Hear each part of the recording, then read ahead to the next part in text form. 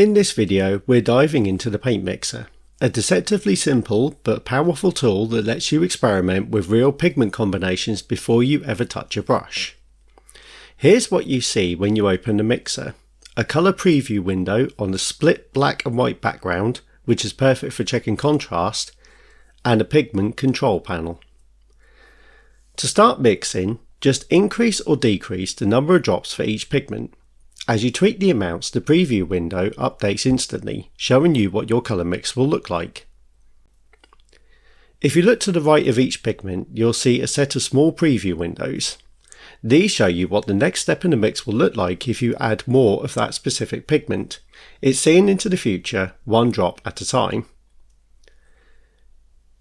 You can add up to 4 pigments in the mix. Once all 4 are selected, the rest are locked out to keep things clean and consistent for accuracy.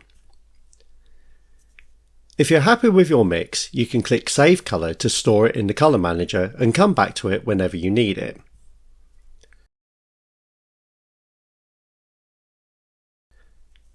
Whether you're creating the perfect base tone, fine-tuning highlights, or trying to match a custom mix you've used before, the paint mixer gives you complete control.